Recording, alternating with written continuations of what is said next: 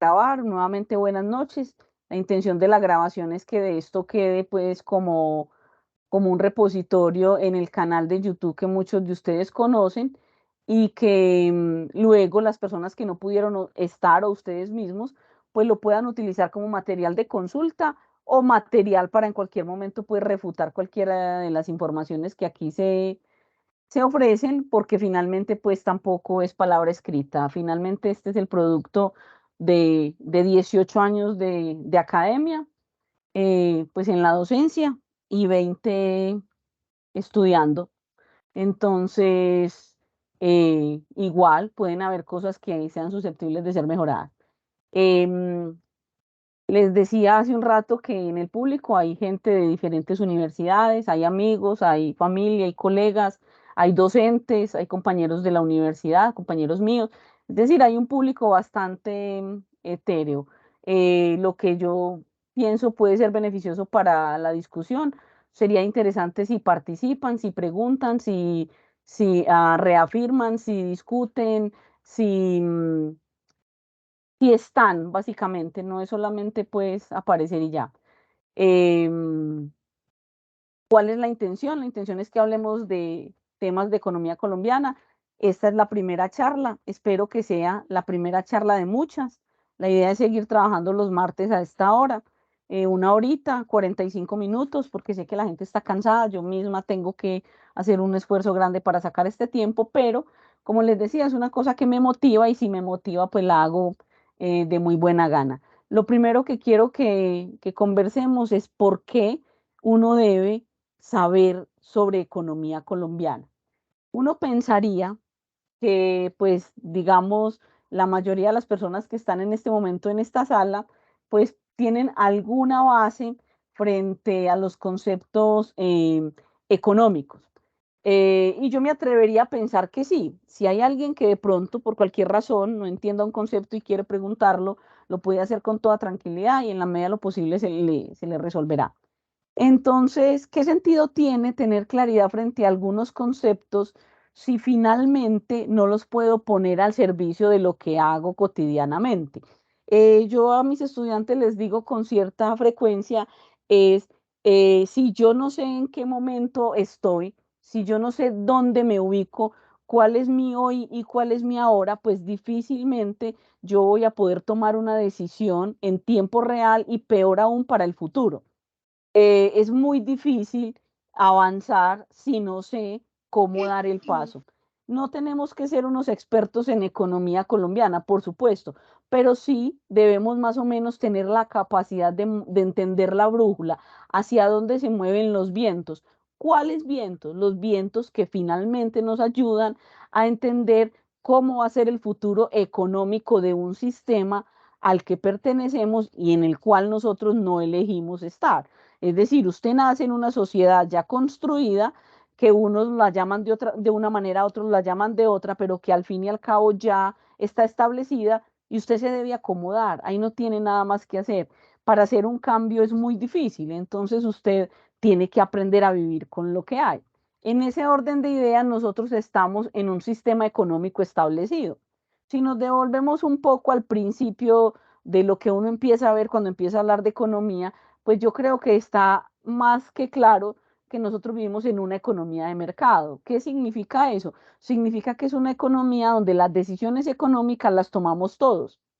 Ese es el primer punto importante que yo quiero resaltar y es que aquí no pasa nada de lo que todos no seamos responsables. Nadie, digamos, aquí la culpa no es de la vaca, aquí la culpa es de todos. Unos porque hacen y otros porque no. Unos porque saben y otros porque no. Finalmente, en muchas oportunidades el que sabe se aprovecha de lo que sabe y el que no sabe pues trata de ignorarlo de tal manera que ni siquiera se da cuenta de qué le están haciendo. Yo creo que el tema de la información es absolutamente importante en momentos como estos, que para mucha gente son momentos difíciles y son momentos convulsos. ¿Por qué para mucha gente y no para toda? Porque la economía es absolutamente desigual y seguramente si en este momento a algunos les está yendo mal, pues es probable que a otros no tanto. Entonces, en ese orden de ideas, mientras mayor información usted posea, pues la probabilidad de que usted esté del lado y del grupo de los que les está yendo mejor, pues es altísima. Entonces, pues no vamos a salir expertos, pero yo sí espero que mañana por lo menos entendamos un poquito más las noticias, que son finalmente pues las que nos nutren. Y en una próxima charla hablaremos un poco de cuáles noticias, qué noticias debo ver, finalmente hacia dónde me lleva cada noticiero que yo escucho, hacia dónde me lleva cada periódico que leo, cada informativo televisivo que veo. Esa es una conversación importante que seguramente daré más adelante. Estos son a grandes rasgos los temas que yo espero tratar. Vuelvo y repito, para los que acabaron de llegar, la idea es que esto sea un asunto de largo alcance. No tiene que estar en todas, sería maravilloso que sí. Yo estaré en todas, por supuesto, por una razón simple, porque es muy importante que nosotros tengamos claro de qué vive nuestro país, a qué hace referencia el crecimiento económico, por qué nos preocupa tanto cuando se habla de crecimiento económico, por qué nos preocupa tanto que nos digan que Colombia creció al 3% cuando hay países que no crecieron absolutamente nada cuando estábamos saliendo de una pandemia. ¿Cuáles son esos agregados económicos finalmente en Colombia? ¿Cuáles son esas variables que son importantes a la hora de entender ese tipo de información de crecimiento económico? Nosotros sí crecemos como deberíamos, nosotros finalmente sí tenemos la vocación que deberíamos tener, digámoslo, la ventaja competitiva que necesitamos para crecer como con cierta regularidad. Ahora, ¿cómo es la estructura económica de Colombia? Con el actual gobierno sucede una cosa muy interesante y es que todo el mundo anda muy preocupado porque no se están aprobando las licencias para explotación petrolera. Pero la pregunta es, ¿y usted sí sabe por qué está preocupado? O sea, ¿usted tiene el argumento para preocuparse por una cosa que el mundo le dice que debe estar preocupado? Pues yo diría que no. Yo creo que uno se preocupa cuando uno se informa frente a cuál es el asunto, finalmente cuál es la importancia real de esas exploraciones petroleras y qué es lo que se está negando y qué es lo que se está aprobando. Es importante que sepan que yo no estoy ni a favor ni en contra, pero sí me llama mucho la atención que el miedo se vuelva generalizado. Pues es como cuando a uno le decían que se le iba a llevar el coco y finalmente pues a nadie se lo llevó y nadie supo quién era. Aquí pasa más o menos lo mismo. Aquí nos va a llevar el coco, pero no hemos podido saber cómo. Entonces, sí es importante que sepamos cuál es la estructura económica de este país. ¿Y por qué de este país? Porque como lo voy a mostrar en un momento, todos los países son distintos. Y al ser diferentes, y como lo dije en el video en el cual los estaba invitando a este espacio, al ser diferentes, pues entonces las características económicas y sociales son diferentes, empezando por la ubicación geográfica. Entonces es muy importante que nosotros sepamos ese desarrollo sostenible nuestro, a qué obedece, qué es lo que a nosotros nos daría en el futuro a la sostenibilidad. Sería maravilloso que nosotros llegáramos a ese tipo de conversación más adelante.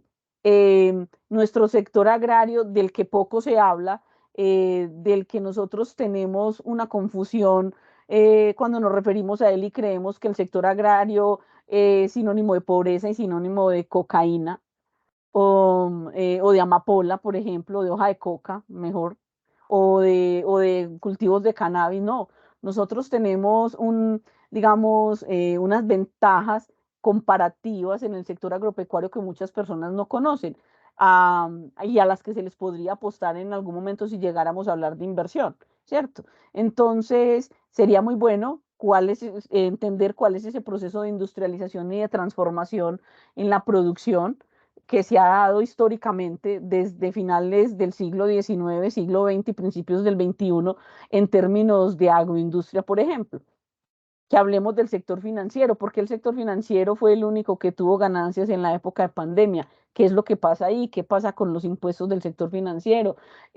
¿Cómo finalmente en Colombia, cómo crece el dinero? Pues cómo crece a nivel macroeconómico es probable que muchos lo sepan, pero ¿por qué crece el dinero en Colombia? Ahora, los principales sectores económicos como el comercio, el transporte, las comunicaciones, y sumémosle a esto acá el turismo. ¿Por qué se piensa que el turismo de alguna manera puede reemplazar algunos rubros importantes del Producto Interno Bruto? Por ejemplo, el comercio exterior, cómo estamos integrados nosotros con otros países. Ahora, las políticas y la estabilidad del país, cuáles son las políticas que el Estado utiliza para darnos el bienestar que nosotros estamos esperando, el cual nos prometen en cada campaña política. Entonces es importante que entendamos un poco sobre esas políticas. Ahora, ¿cómo ha sido el desarrollo institucional? Yo el semestre pasado dicté una conferencia sobre instituciones muy interesante, no porque la haya dictado yo, sino porque hubo mucha gente y esos fueron los comentarios. Entonces es importante que conozcamos cuál es el nivel de institucionalidad que tenemos nosotros en Colombia, porque en Colombia no es tan factible como en otros países un golpe de Estado, porque hace unos días que un general retirado del ejército dijo que se iba a defenestar el gobierno, todo el mundo se preocupó y se puso en estado de alerta. ¿Qué pasa con la institucionalidad? ¿Qué pasa con la constitución política actual? ¿Qué importancia tiene eso dentro del desarrollo de la economía en Colombia? Me parece que es importante. Otra charla que me llama mucho la atención y los que me conocen saben que hablo bastante de eso es el tema de la política de tierras, que veo que en este gobierno pues se están dando ciertos avances con el tema. Es un tema muy interesante porque mucha gente no está de acuerdo y también tiene sus argumentos. Importante hablar de mercado laboral, cómo es el mercado laboral en Colombia, finalmente cuántas personas hay empleadas y los que no están empleados dentro de la formalidad que se dedican, de dónde sale el recurso, eh, el empleo, el subempleo, la informalidad. Yo en clase digo con cierta regularidad también que Colombia tiene una economía sumergida, mucho más grande que la economía legal, y yo creo que eso no es difícil de demostrar. Yo creo que eso no es fácil de obviar. Yo creo que lo vemos cada vez mucho más cercano. Yo creo que no es ajeno a casi que a ninguna familia colombiana. Y el tema de la política social que hoy está, pues, digamos, tan de moda con el tema de las reformas, en fin, hacia dónde va la educación, la salud, el tema de la protección social, el tema de los servicios públicos, de la pobreza, de la desigualdad. Digamos que este es el objetivo que tengo, vuelvo y repito. em, Están cordialmente invitados a todas las charlas. La idea es hacerlos todos los martes hasta que se agote el tema. Y, y trabajaremos pues como con quien llegue, y recuerden que no tienen que levantar la mano para preguntar, usted simplemente prende su micrófono y con toda tranquilidad puede opinar y será escuchado, y si es una pregunta se le responderá en la medida de lo posible. Bueno, ya empezaron los errores, este era un signo de pregunta. ¿Por qué estudiar la economía colombiana? Pues a ver, la importancia de la economía colombiana, digamos que es un poquito larga de demostrar, pero no es difícil. Nosotros tenemos una ubicación geográfica, digamos, diferente, por no decir que única, comparada con los demás países del mundo. Si usted en este momentico intenta pensar en la distribución de los países como nos lo presenta el mapa mundi, pues usted podrá ver varios asuntos. El primero, Colombia, como dicen muchos, está en la mejor esquina, y no solo de América, está en la mejor esquina del mundo. ¿Por qué? Porque estar en esa ubicación le permite muchos asuntos. El primero, estar en medio de dos océanos que tienen características diferentes. El océano Pacífico y el Atlántico no se parecen. Su configuración biofísica es diferente. Eso hace que la producción en sí misma sea diferente. Entonces, digamos que nosotros tenemos esa posibilidad de tener esa variedad de producción marítima, por decirlo de alguna manera, por estar ubicados en ese punto. Ahora, el canal de Panamá, que lo vemos, si nos lo cuentan históricamente como una irrupción, pues lo vemos como una pérdida, pero que finalmente terminó siendo una ganancia para el mundo, pues la cercanía que tenemos con el canal de Panamá, que hubiese podido perfectamente ser nuestro. Pero más allá de lo geográfico, tenemos especificidades y diferencias con otras economías en términos de, repito, ubicación geográfica, tipo pisos térmicos, o sea, el tema climático, la cultura, la tradición, el lenguaje, am, el hecho de que nos cruzan las tres cordilleras, en fin, todas estas cositas que van emergiendo en el discurso y que nos vamos acordando, y que muchos de ustedes seguramente estarán pensando que en efecto sí somos muy diferentes a otros países. Pero no solamente es diferente el país, sino su configuración y por lo tanto nosotros. Entonces, nosotros también somos diferentes. Y al ser diferentes, yo creo que lo primero que nosotros tenemos que tener claro para entender por qué nuestra economía se mueve de una manera y no de otra, pues es cuál es la descripción detallada de nuestro país. Sería muy chévere que uno tuviera la capacidad de cerrar los ojos y decir, sí, somos diferentes, por ejemplo, a los países de Europa. ¿Por qué? Pues por el clima. Somos diferentes, por ejemplo, al sur de América, somos diferentes a Argentina. ¿Por qué? Pues por el clima, por la geografía, por las cordilleras y demás. Entonces, hay una cantidad de variables que hacen que en efecto sí seamos diferentes. Ahora, una pregunta muy vendedora. Y creo que con esto le vendí este curso a más de uno. ¿Por qué cree usted que un colombiano debe solicitar visa para viajar a Estados Unidos? Y peor aún, no solo para ir a Estados Unidos, sino para ir a cualquier país del mundo, de los que nos piden visa o nos piden pasaporte o nos piden de pronto un certificado médico, un certificado de una vacuna. ¿Qué creen ustedes? ¿Cuál es la motivación para que esto pase? ¿Por qué nosotros no nos podemos mover por el mundo como algunos habitantes de algunos países del mundo? ¿Quién me ayuda con eso? ¿Qué creen ustedes? ¿Será, profe, una estigmatización global, ya globalizada? Y una estigmatización en torno a qué, por ejemplo, Alejo. Dígame No, una. no, pues aparte del narcotráfico, digamos, no dejamos de ser un país del tercer mundo y aparte de que somos un país del tercer mundo, pues regularmente no son los países del tercer mundo los que sus poblaciones emigran a darle plato a otros países, sino más bien al revés, a sacar remesas para el país. Entonces, me imagino que será otro motivo. Entonces, en efecto, uno aquí podría decir, sí, son motivos económicos. Pues yo les cuento, yo las veces que he salido del país no me ha ido mal, pero sí he podido vivenciar de cerca la estigmatización con el colombiano promedio.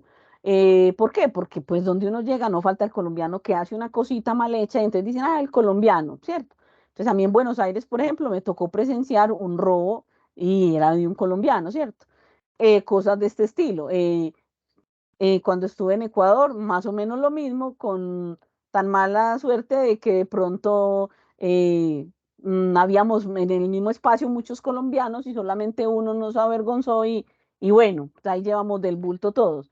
Hace un tiempo también pasó de una comisión académica de una universidad muy importante de la ciudad, que estuvieron de viaje y en Panamá pues se perdió una joya en un aeropuerto y entonces, claro, entonces cosas de ese estilo. Entonces, ¿qué sucede?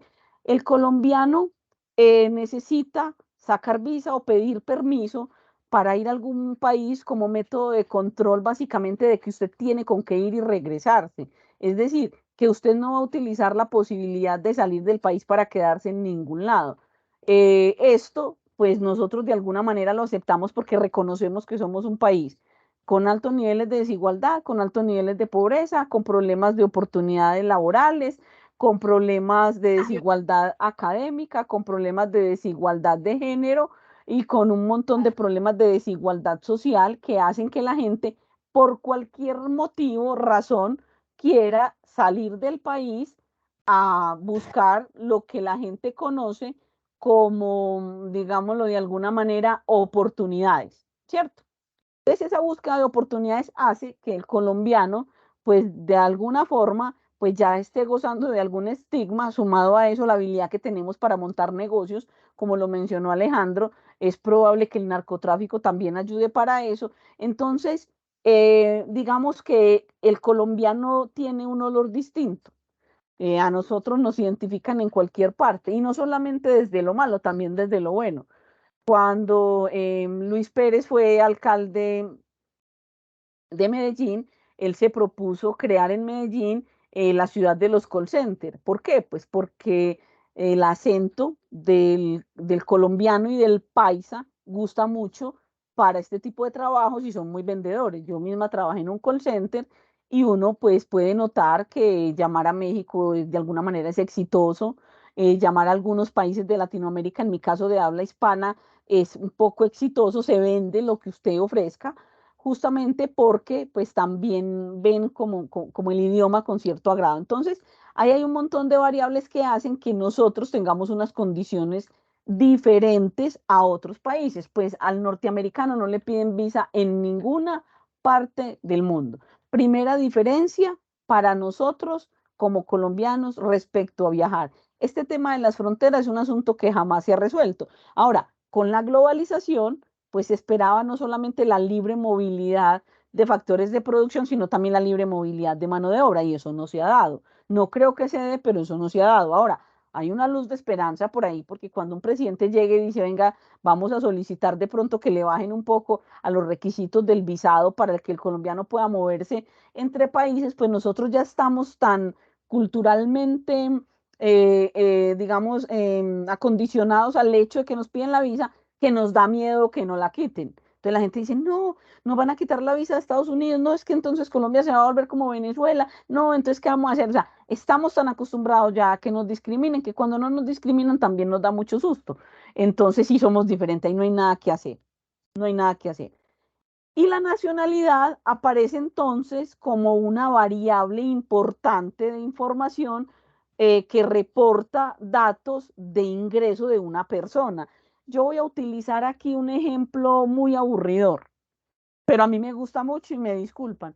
Y es que yo he visto cuando estoy en un centro comercial, cuando de pronto estoy en un almacén, una gran superficie, yo he visto cómo cuando las personas ven un extranjero, en este caso las chicas ven un extranjero, eso es una cosa impresionante, eso es un acontecimiento tremendo. Y nadie se pregunta realmente quién es, a qué vino, qué hace, a qué se dedica, qué sabe, qué me puede aportar. No, es alemán y ahí mismo lo relacionan de una. Alemán, plata. Americano, plata. Australiano, plata. De hecho, pues yo creo que las noticias en eso de alguna manera me apoyan un poquito, ¿cierto?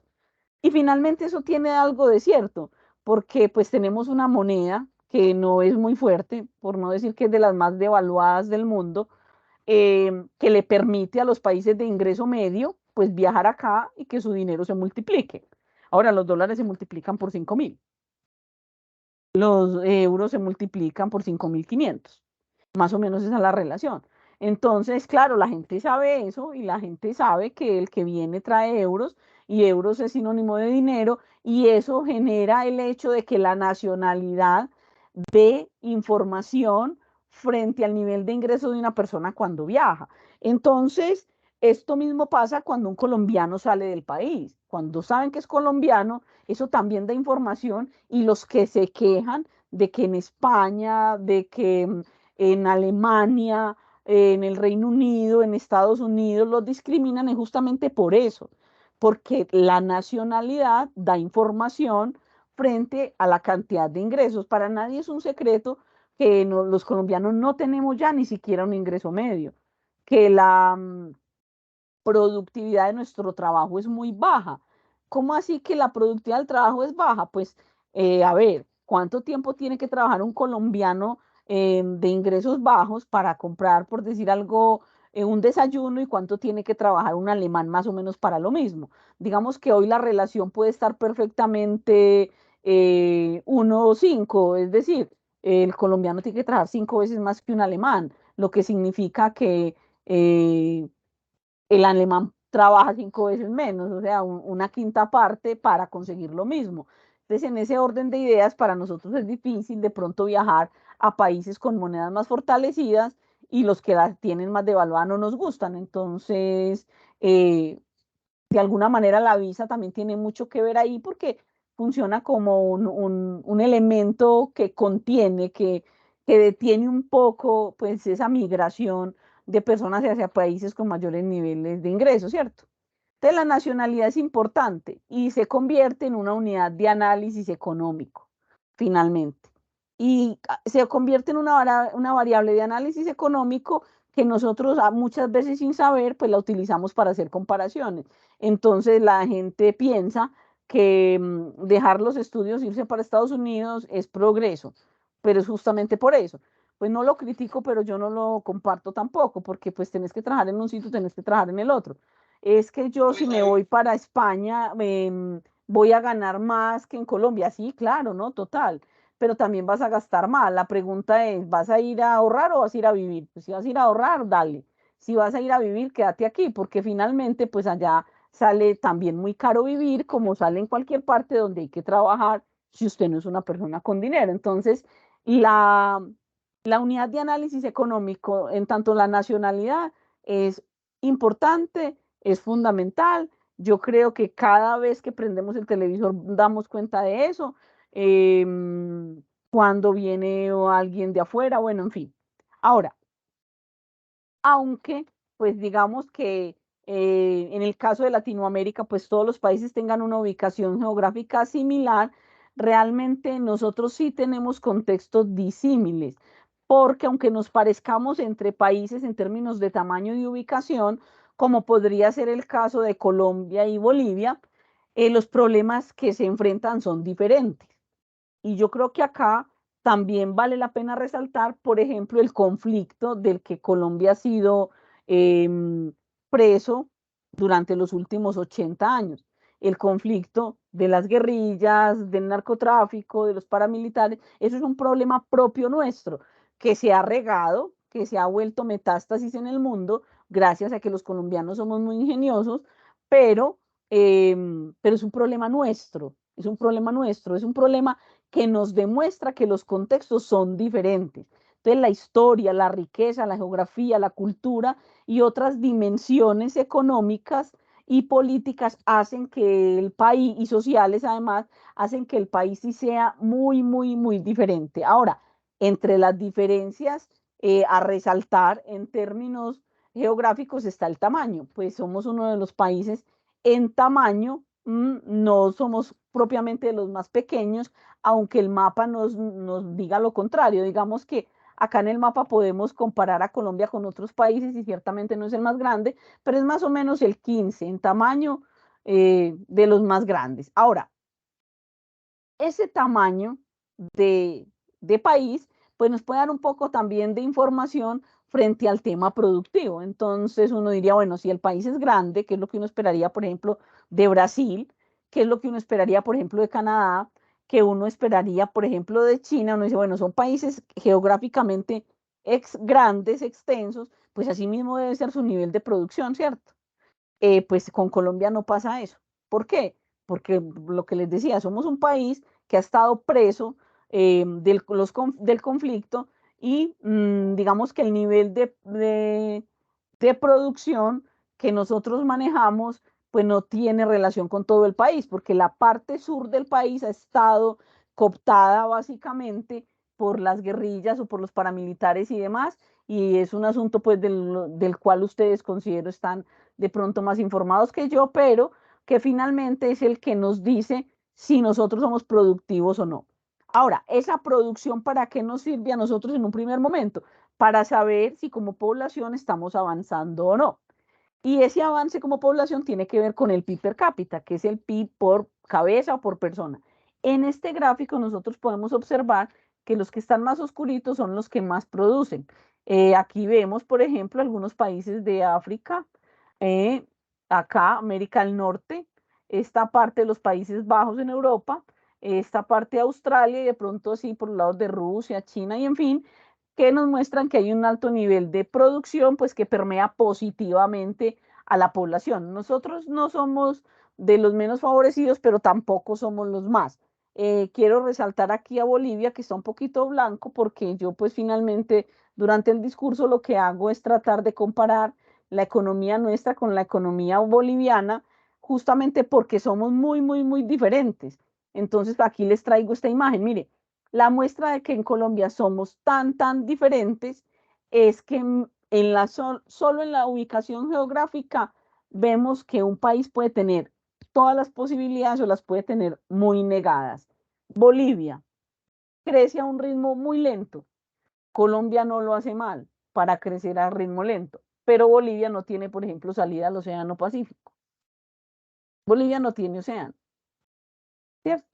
Entonces, acá pues tiene, comparte frontera como nosotros con Brasil, con Perú, con Ecuador y hasta una partecilla ahí con nosotros mismos ahí, no, con nosotros no alcanza, esto es Perú, solo Brasil, Perú, eh, y digamos que eso no ha sido inconveniente para crecer, tienen unas minas de metal, plata, oro, importantísimas, pero no tienen salida al mar. Es decir, su proceso de exportación claramente podría ser mucho más difícil que el nuestro, que aunque tenemos, pues digamos, la salida a los dos mares, tampoco tenemos un proceso exportador tan eficiente como esperaríamos, ni tenemos ni siquiera la cantidad de puertos que deberíamos tener con la ubicación geográfica que poseemos. Entonces yo creo que esta es la muestra de que aunque somos diferentes por la caracterización de las economías, pues finalmente hay economías que son totalmente disímiles y aún así, pues funcionan, por decirlo de alguna manera.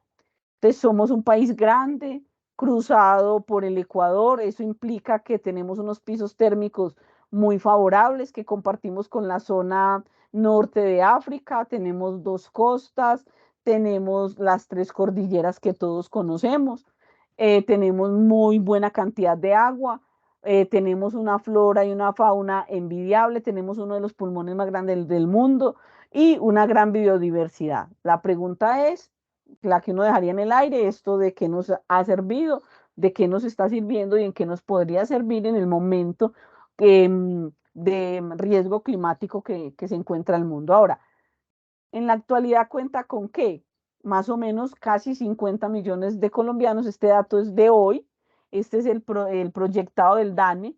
¿Y cómo así que el proyectado del DANE? Sí, porque finalmente pues el último censo fue hace estamos en el 2023, fue como en el 2018, algo así. Luego intentaron hacer otro virtual, no fue tan exitoso. Entonces, este es un dato proyectado. Ahora, este dato proyectado me muestra que la pirámide de población ha ido cambiando. Eso también tiene que ver con el tema económico. No es lo mismo tener más hombres que tener más mujeres. Hace 50 años teníamos más hombres que mujeres y hoy tenemos más mujeres que hombres.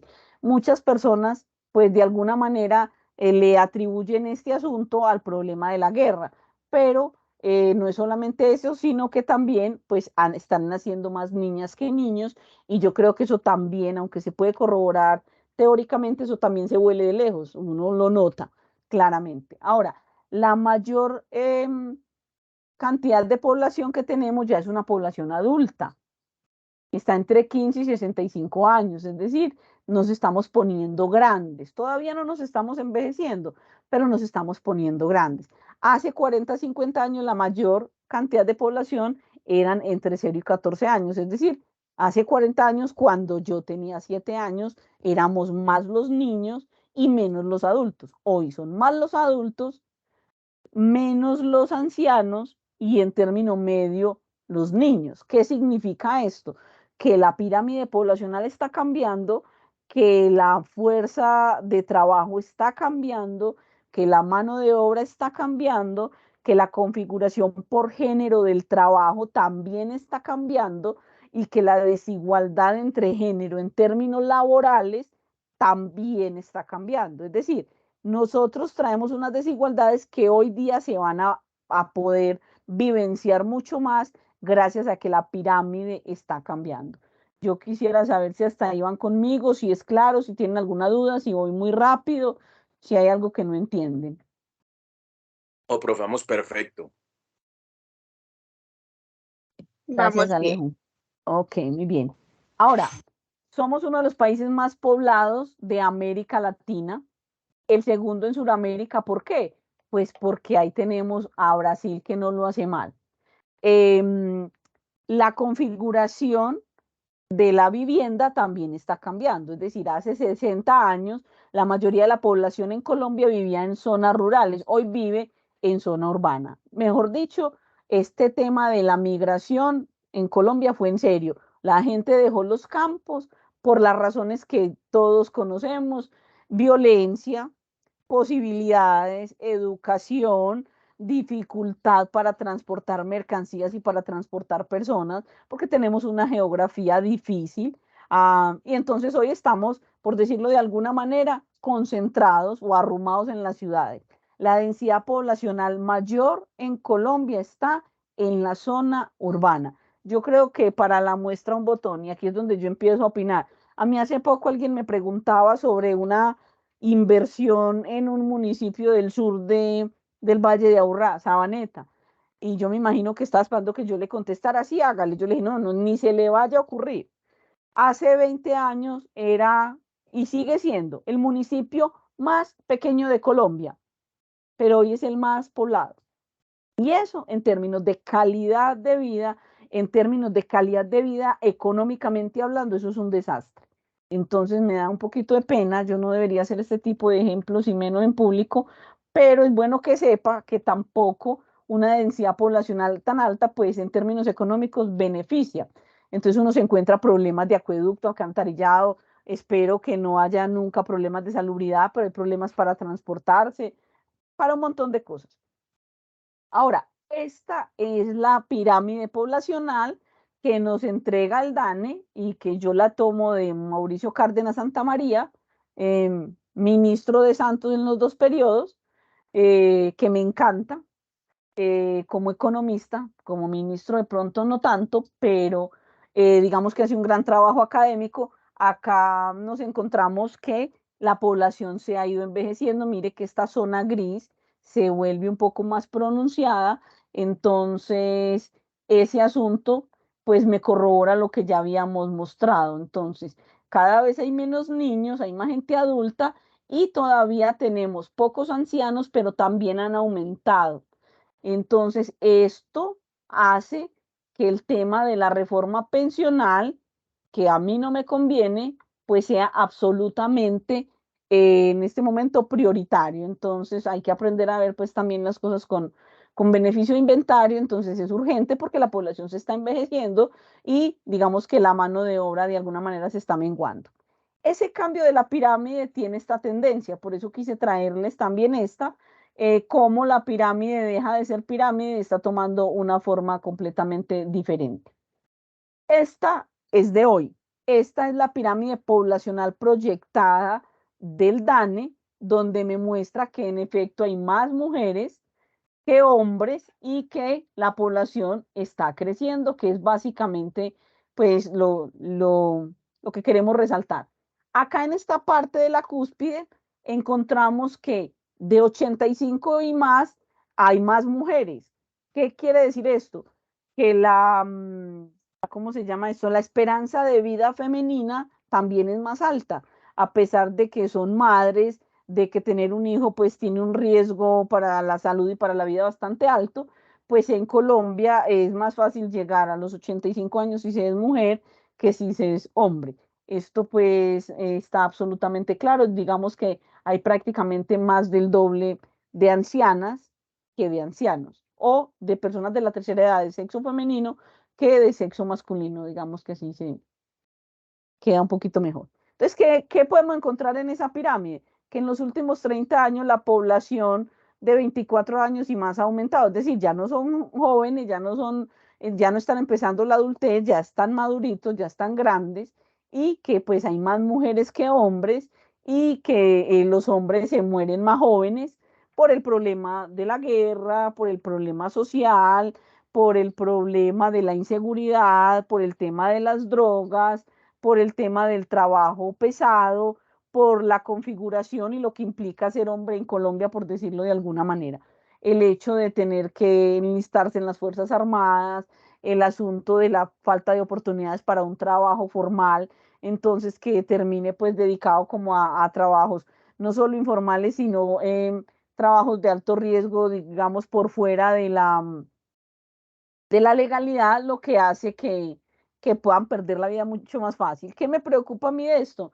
Que en unos años esta estadística ya no será porque ya las mujeres también le están jalando al mismo tema, entonces uno dice, ah, bueno, tú no ya ve, por ejemplo, que en los conflictos que eran propios de los hombres ya hay mujeres allí. Ahora, el colombiano Profe, promedio, ole, profe, si el pronóstico de vida, cierto, de las mujeres es mayor también, y la la población de esperanza. mujeres en Colombia, la esperanza pues de vida es mayor de las mujeres, y también la población de mujeres es mayor, entonces también no debería tener la misma a la hora de jubilarse, pues a la hora de cumplir una pensión, siendo que la población activa Eh, es mayor. Vea, Daniel, a mí su pregunta me parece absolutamente pertinente. Me da miedo contestarla, pero lo hago. Yo pienso que sí. Yo pienso que sí. aunque yo misma me esté dando duro. ¿Por qué? Porque si la esperanza de vida de una mujer es mayor, ¿sí? Pues se supone que debería ser útil en términos laborales también muchísimo más tiempo. Ahora, si las mujeres están buscando históricamente la igualdad, pues no podemos buscarla para unas cosas y para unas sí y para otras no. Sí me hago entender. Y no quiero pues entrar en controversia porque yo sé que la mayoría de la gente piensa distinto, pero yo pienso que en términos pensionales, yo pienso primero que en la reforma que se va a hacer sí debería cambiarse la edad, porque si la edad en este momento no se modifica rápidamente, hay que hacer otra reforma, porque la población se está envejeciendo, primero. Segundo, y debería ser como en los países que nosotros llamamos desarrollados, y es que hombres y mujeres se pensionen en la misma, digamos, a la misma edad con la misma cantidad de semanas cotizadas. Asimismo, estoy de acuerdo en que los niños que gozan con la fortuna de crecer en un hogar no disfuncional o de nacer en un hogar no disfuncional, pues puedan tener también en las primeras semanas de vida la presencia no solamente de la mamá, sino también del papá. Entonces, digamos que lo uno, para que quien me escucha entienda que el asunto no es de género. El asunto es de que si la esperanza de vida del colombiano promedio aumenta, el colombiano promedio pues debe trabajar un poco más, sobre todo porque la fuerza laboral con el tiempo tiende a disminuirse. No sé si te haya contestado la pregunta, Dani. Sí, profe. Ok, listo. El colombiano promedio que uno se encuentra por ahí es mestizo. Yo sé que a muchos se les olvida, pero es mestizo. Y hablamos castellano. Así todos los días lo hablemos más mal, pero hablamos castellano. Si es hombre, mide en promedio 170 y si es mujer 160. La pregunta que yo haría es, ¿y ese dato para qué me sirve? Pues les voy a contar para qué nos sirve. Los hombres cada día están creciendo más, tienen más centímetros, lo mismo las mujeres. Ese es un indicador de mejor calidad de vida en tanto lo económico. En términos de qué? De alimentación, de tipo de alimentación. Eso tiene que ver con el tema ambiental, eso tiene que ver con las posibilidades económicas, esto tiene que ver con la calidad de los bienes y servicios a los que usted tiene acceso. El hecho de que estemos un poquito más grandes y que tengamos mayor esperanza de vida. Tiene que ver con los desarrollos científicos y tecnológicos.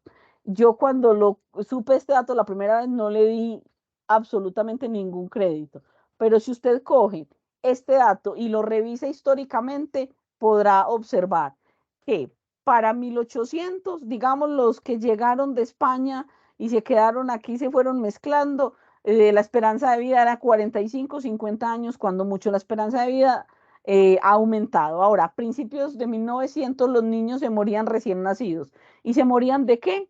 De repente, porque no sabíamos de qué moría la gente, porque no teníamos desarrollos científicos para determinar cuál era la enfermedad más prominente en los bebés, por ejemplo. En casi todas las familias se murió un niño de lo mismo, de repente, y nunca nadie supo de qué. Ahora, si usted revisa el tamaño, por ejemplo, la configuración física del hombre y la mujer tiene que ver con el tipo de alimentación. Ahora son más grandes. Antes eran más pequeños, las mujeres eran de 1,50, 1,48, 1,55 y es 1,60, 1,65, 1,70.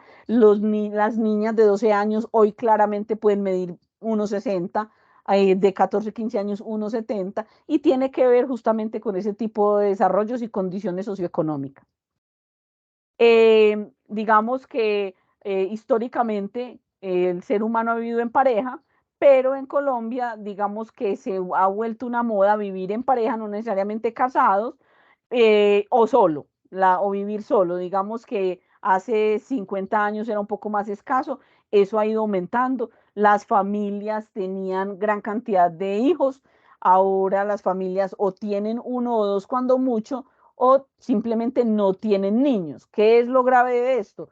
Que esto termina menguando la fuerza laboral, entonces lo que tienen es un perro, un gato, y los perros y los gatos no trabajan, entonces digamos que ahí pues va a haber un problema posterior en términos socioeconómicos con la fuerza laboral y con la mano de obra, problema que ya están enfrentando algunas regiones de Europa.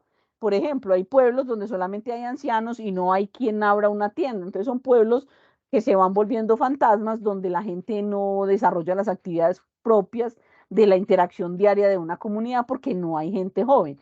Entonces, pues no los estoy invitando a tener hijos, pero sí a que reflexionen frente al tema y entonces, ¿qué va a pasar con la raza humana si nadie quiere tener hijos, sino que la gente quiere tener perros? Entonces les celebran el cumpleaños, los montan en la moto, bueno, en fin, eso es una cosa completamente ilógica, pero bueno, en fin. Ahora, hemos avanzado no solamente en términos físicos, sino también en términos educativos y mentales. Pues no es que seamos más inteligentes, pero sí hemos desarrollado ciertas habilidades con el tiempo. Digamos que cada vez hay menos analfabetismo. Este dato que pegué acá, este dato lo saqué hoy del DANE, el tema de la tasa de analfabetismo comparados con muchos países, pues tenemos una tasa de analfabetismo menor. Hace 40 años nuestros familiares se prepararon menos que nosotros. ¿Cuáles familiares? Pues nuestros abuelos, muchos ni siquiera hicieron la primaria. Y cuando más, de pronto hacían la primaria. Los padres de muchos de ustedes seguramente son profesionales, pero en mi época los papás de nosotros no eran profesionales la gran mayoría, sino que de pronto lograban ingresar cuando mucho a la básica secundaria, pero no pasaban de cuarto de bachillerato. Entonces digamos que los años de escolaridad también han aumentado, también estamos un poco mejor preparados ahora que antes. Entonces la gente se prepara un poquito mejor, tenemos más habilidades, más competencias lectoescritoras, por ejemplo. En una investigación que estoy realizando, en la cual muchos de ustedes tuvieron una participación activa respondiendo la encuesta que amablemente les pedí, pues yo encontré, por ejemplo, que a los padres de muchos de ustedes, mamá y papá, pues son profesionales, pero la mayor proporción no lo son. Entonces, digamos que mientras más vamos avanzando, también hemos ido avanzando en términos educativos y en términos de alfabetismo. Ahora, este mapa que lo bajé del DANE esta tarde, me muestra cuál es el porcentaje de población analfabeta. Mientras más oscuro, más analfabeta. Yo quisiera que alguien de pronto intentara relacionar estos municipios oscuros con el porcentaje de analfabetismo, para que ustedes entiendan un poco por qué la gente se traslada. Mire esto. Son las zonas más desarrolladas del Estado, pues las que el Estado tiene más desatendidas. Digamos que zonitas un poco más abandonadas, como La Guajira, como el Bichada, por ejemplo, Meta, Chocó, como esta parte del sur. Las que están más lejos del centro. Las que están más lejos del centro, donde no hay institucionalidad. Así de simple, así de simple. Entonces, ¿qué sucede? Yo aquí traigo a colación un documental que a mí me duele mencionarles, pero que hay que traerlo, de un francés, no recuerdo el nombre, lo busco y si lo encuentro lo monto al chat grupal que conformamos hoy, donde él decía que a él le vino a hacer un trabajo fotográfico por allá a la selva, que a él le llamaba la atención que conoció niños guerrilleros que no saben que existe en la escuela, que no saben que existen las ciudades, y niños que no saben que hay otro mundo posible, que nacieron en la guerrilla, que creen que el mundo es la guerrilla y que no conocieron el muñeco calvo con el que jugaron más de una de ustedes, el famoso bebé ese chillón, sino un fusil. Entonces ellos creen que esa es la vida. Un personaje de eso es completamente analfabeta, porque no le van a enseñar a leer, porque si le enseñan a leer, bota el fusil. Que cuando usted aprende a leer, usted se aleja del mundo y sus placeres. Así de simple, lo digo por experiencia propia, que hay gente que me conoció en la adolescencia. Cuando usted coge un libro, la vida le cambia. Entonces, hombre, por Dios, claramente zonas de guerra son zonas con alto nivel de analfabetismo. Y esto es una cosa que nosotros tenemos que saber, sobre todo ustedes que serán los dirigentes próximos de este país. Digamos que a mí lo que más me agrada de que ustedes estén aquí es esa intención de aprender a ver si no cometemos los mismos errores. Así sea que hagamos unos peores, pero no los mismos, por Dios, porque es que la información está. Entonces, claro, ahí está el problema, ahí está la solución. ¿Cómo voy a intentar resolverlo? Nadie dice que es fácil, pero sí que es posible. Ahora, hemos avanzado en muchos asuntos, hemos avanzado en educación, hemos avanzado en salud, hemos avanzado en infraestructura y demás, lo que les mencionaba hace un rato. En lo que no hemos avanzado mucho es en términos de ingresos, ¿no? Ahora, el colombiano promedio siempre ha tenido que comparar o los colombianos en general, su ingreso con el ingreso de otros países, justamente porque somos un país que no tiene altos niveles de ingreso. Entonces, lo que yo les decía a ustedes ahorita, claramente los ingresos de un colombiano en el 2007 eran el 20% del de un alemán. Si nosotros miramos la devaluación del peso colombiano, hoy no es ni siquiera el 20%, le garantizo que es mucho menos. Entonces, en eso me baso yo para decir que ustedes ven un alemán en el metro de Medellín y se les hace agua a la boca, pero es porque la nacionalidad sí finalmente pues da información sobre eso. Puede ser que usted no conozca el dato a rajatabla, pero sí lo intuye. El colombiano promedio intuye que el alemán tiene dinero y no es que tenga dinero, es que nosotros ganamos muy poquito. Y en ese orden de ideas, pues las dificultades se ven de lejos. Mire, en el 2009, y por eso dejé ese dato ahí, los colombianos que alcanzaban la secundaria ganaban el doble de quienes no. Hoy, para usted ganar el doble de un asalariado mínimo, ni siquiera con el pregrado le basta. El salario mínimo en Colombia hoy es el salario neto, el que le entregan, 1.160.000. Y el salario de enganche de un profesional ronda el 1.800.000. Estamos hablando de prácticamente 1.5 salarios. En el 2009 los colombianos teníamos una mejor proyección salarial. Con pregrado ganaban 6 veces más. Yo recuerdo cuando yo era estudiante universitaria, que aquí hay gente que me conoció en esa época, yo me babiaba de ganas de ser profesora porque mis profesores ganaban mucho dinero. Y hoy tengo que decirles, no es así, no funciona así, no funciona así. Exactamente 15 años después, el tema salarial ha cambiado muchísimo, ¿cierto? Entonces, en ese orden de ideas, no es extraño que el colombiano promedio prefiera estar en el sector informal que en el sector formal. Uno, por las oportunidades. Dos, por la remuneración que se genera a partir de la mano de obra calificada, ¿cierto? Y tres, porque vivimos en un país donde cada vez pagamos más impuestos. Ahora, muchos productos son exentos de IVA, pero también hay una gran cantidad que no. Entonces, en Colombia nosotros tributamos de muchas maneras y en un mismo momento. Cuando a partir del 91, un poco después, se permite que la gente se presente voluntariamente a declarar renta, mucha gente vio eso con malos ojos, pero otros lo vieron con buenos ojos, claro, porque es que si yo declaro renta, seguramente voy a pagar impuestos una sola vez por la misma cosa. De lo contrario, seguramente pagaré varias veces. ¿Por qué? Porque lo que ya pagué me lo podré descontar. Pero como finalmente vivimos en un mundo tan informal, tan gris, pues tampoco nos interesa pues mostrar las cuentas y pagar el impuesto que aparentemente uno debería pagar. Entonces, en Colombia también tenemos un nivel de impuestos alto porque tenemos unos impuestos que son poco productivos. Digamos que la productividad del IVA es muy poca. ¿A qué hago referencia con esto? Es que si yo espero recoger 100 millones de pesos de recaudo de IVA, solamente estoy recogiendo 30.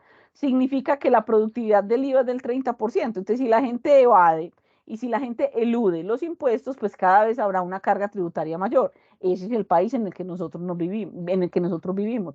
Por eso es que para mí es muy interesante que ustedes hoy por lo menos se vayan teniendo claridad sobre en qué mundo es el que nosotros tenemos que construir la norma, ¿cierto? Entonces, la productividad de un colombiano promedio es muy inferior a la de un australiano y es mucho mayor a la de un keniano. A veces me angustio que ya no sea tan mayor a la del keniano, justamente porque los ingresos nuestros han bajado. Ahora, ¿qué hacen los colombianos con la plata? La mayor cantidad de dinero es para alimento. Luego le siguen los servicios públicos, luego para educarse, luego para transportarse, medicamentos y 5% para otros gastos. En Colombia existe un sofisma de distracción muy interesante. A usted le dicen, vea, le voy a pagar las vacaciones. Y la gente cree que sí, la gente va a pasear. No, a nadie le pagan las vacaciones. A usted le están pagando un tiempo en el que usted no tiene que ir. Claramente. Porque en el ingreso del colombiano no está incluido el ocio. En el ingreso del colombiano no está incluida la diversión y eso se puede observar en esta diapositiva. Y si usted se devuelve en el tiempo, pues, y revisa los ministros de Hacienda que hemos tenido, nosotros hemos tenido ministros de Hacienda que dicen que un colombiano vive bien con 180.000 pesos al mes. ¿Cómo? No sé, pero cosas de ese estilo pasan aquí. Ahora, por acá me dicen, y para vivienda, si usted paga arriendo, no come. Y si entra en un crédito hipotecario, pues hágame el bendito favor. Adicional, que cada vez es más difícil conseguir vivienda de esta manera. ¿Por qué? Porque el nivel de ingreso es bajo y los requisitos son muy superiores. Y si le sumamos a eso las tasas de interés, pues hágame el favor. Ahora, toda esta situación, ¿en qué posición me ubica? Como colombiano promedio, pues me ubica en un nivel alto de pobreza. Mírelo acá. Esta es la gráfica de los países con alto y bajo nivel de pobreza. Mire, los más oscuros son los más pobres. Aquí me van a decir, profe, venga, ¿y qué le pasó a Brasil? Este de acá no tiene datos. Hay países que no reportan. Esta gráfica es actualizada, no hay datos ni de China. Este no es Turquía. ¿O sí? Me queda la duda de si no, este no es Turquía, no, Turquía es más para acá. No, este no sé cuál es. Es Ucrania. ¿Tan grandote? Así de grande es. Vale, vea. No me lo imaginaba más chiquito. Perfecto. No hay datos de Ucrania, no hay datos de China y no hay datos de Brasil. Sacando estos tres podemos observar que por acá Simón dice que es Kazajistán. Ahí Sí, les tiene queda la razón. tarea. Es Kazajistán, sí, señor. Perfecto, muy bien. Ahora, acá en África Central, países pobrísimos. Mire acá las Guyanas, mire acá Centroamérica, y Profe, ya Colombia, que metí pues, la cucharada, qué pena, le hago una primera preguntita. Aquí que está hágale. hablando de este tema de pobreza, he escuchado mucho que este gobierno habla mucho de atacar la pobreza multidimensional. ¿Cómo se ataca esa pobreza multidimensional a comparación de cómo se ataca una pobreza, entre comillas, normal? ¿Y por qué hacen tanto énfasis en ese multidimensional? Lo que hay que entender primero, Alejo, es los tipos de pobreza, lo que hace referencia a la multidimensionalidad. Sí, me hago entender, porque es que históricamente se ha atacado la pobreza económica. No sé si me estoy haciendo entender. Sí, sí, correcto. Entonces, si hablamos solamente de pobreza económica, a la gente se le dan subsidios. Y si su pobreza no es solamente económica, y aquí es donde esto se empieza a poner complejo para mí, pero no hay problema, sino también mental, sino también estructural, a usted le pueden dar todo el dinero del mundo y usted nunca va a vivir diferente. ¿Sí me hago entender? Entonces, atacar la pobreza en todas las dimensiones es, por ejemplo, llegar con acueducto a sitios donde no hay acueducto. ¿Qué pasa con el Chocó? El Chocó tiene gente con muchísimo dinero que no tiene acueducto. ¿Sí me hago entender? Con la electricidad o en cuanto al tema de alimentos, con la desnutrición. O no van a la escuela y no por falta de dinero, ¿cierto? Porque no tienen la cultura, por ejemplo, de educarse, Tatiana. Alejo. Claro, transporte y los medios, infraestructura. Exactamente. Entonces hay gente que no tiene, por ejemplo, sino dinero. Entonces, en ese orden de ideas, la idea es atacar la pobreza desde todos esos ámbitos. Y son muchísimos, son muchísimos. Yo le puedo mencionar 3 o 4, pero son infinitos. Pero no es solamente un tema económico. Entonces, no es solamente el subsidio, sino llegar con muchos recursos diferentes al económico que resuelvan los problemas de escasez que pueden tener las familias. Entonces, este mapa nos deja un poquito mal parados. Esta información es a 1 de enero del 2023. Entonces, tenemos unos niveles de pobreza un tanto altos. Ahora, los hogares colombianos ahorran. Lo que pasa es que no puede ahorrar todo el mundo. ¿Quiénes ahorran? Pues los que pueden. ¿Y cómo están ubicados? Ya les voy a decir más o menos quiénes pueden. A 26% en las zonas urbanas, 15% en el campo. Digamos que históricamente estamos aprendiendo a ahorrar. El colombiano promedio cada vez ahorra un poquito más porque es que si no ahorra no vive, pero solamente pueden ahorrar los que tienen un alto nivel de ingreso, que son básicamente una proporción muy pequeña. Los hogares destinan el 22% del ahorro, más o menos hacen un buen nivel de ahorro, pero de ese 22% es de los que tienen mayor nivel de ingreso. En el 2003 en Colombia solamente ahorraba el 5% y por eso dejé ese dato también allí.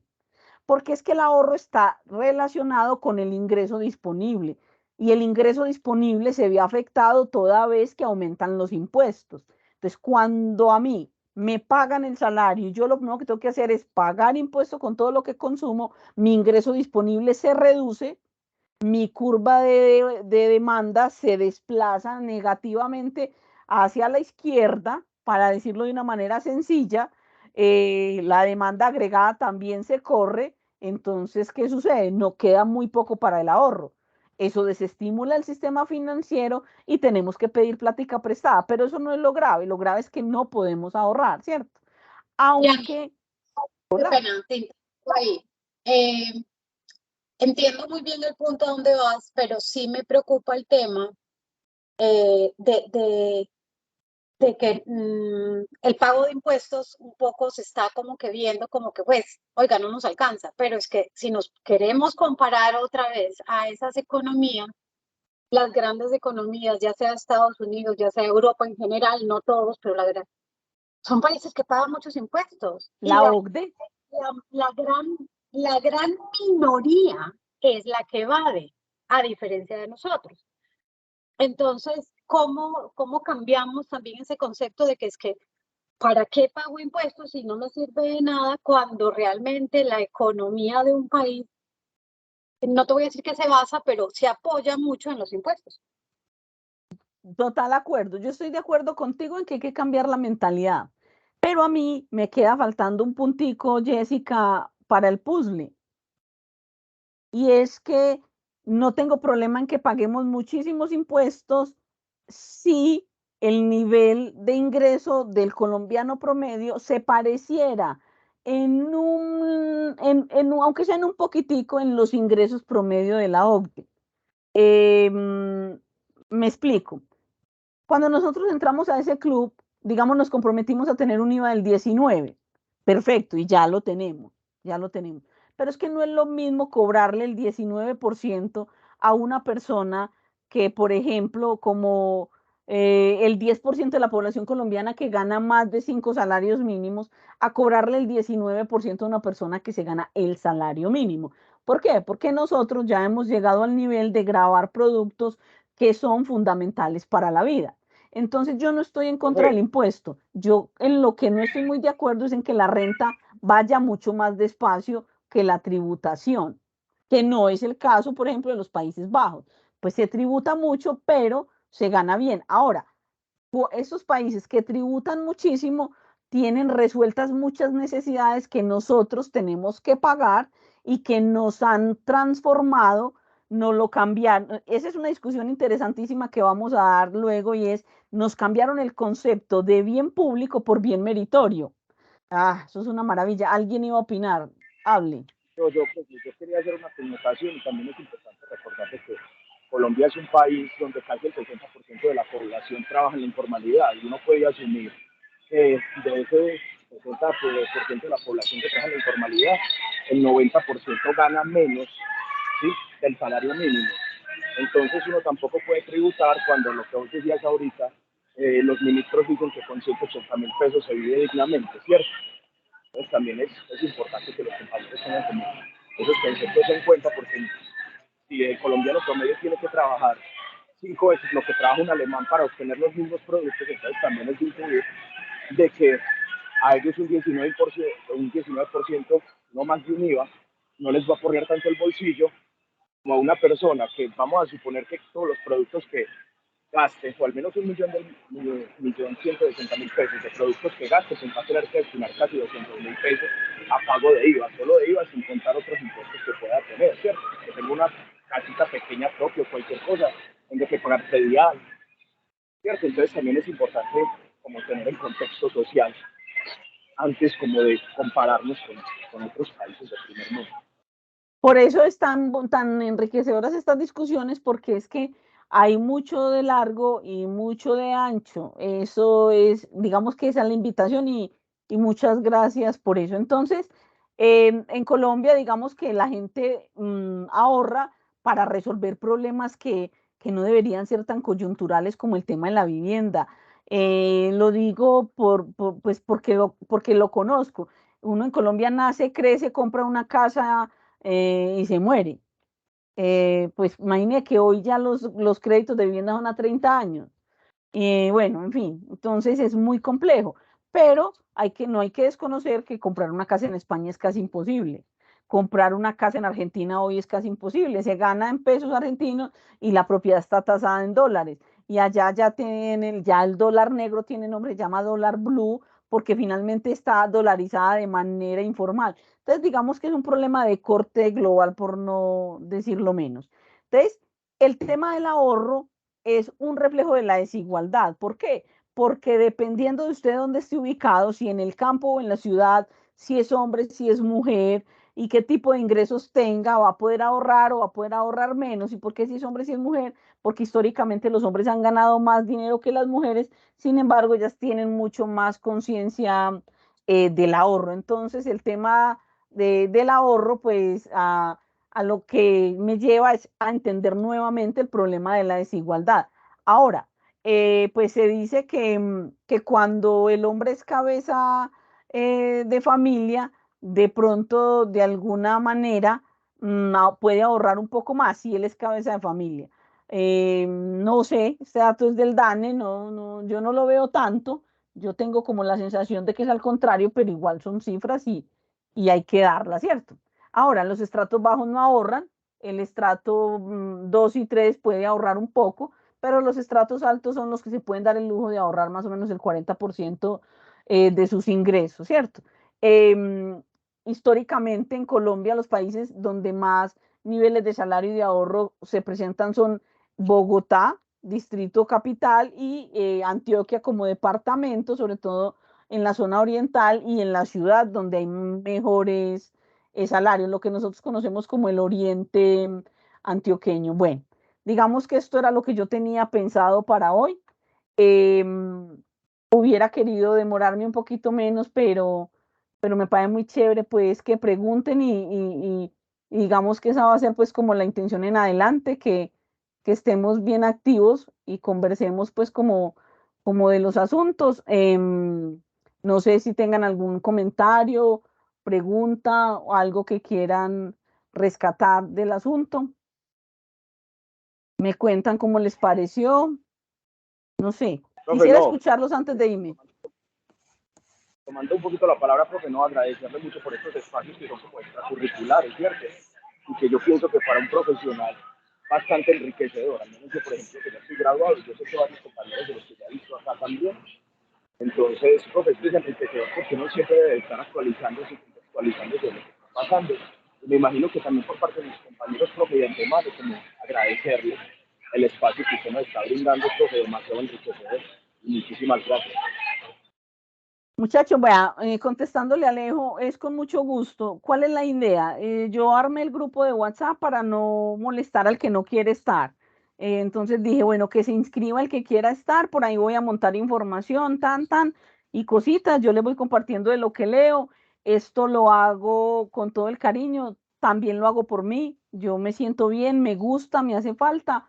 Les pido un favor y es que se suscriban al canal. Sí me interesa mucho para mí hacer carrera en ese medio. No, digamos, pues no es un afán, pero sí me parecería interesante porque además voy a montar las grabaciones ahí. Si se pueden suscribir, les agradezco. Ya en este momento tengo un poquito más de 300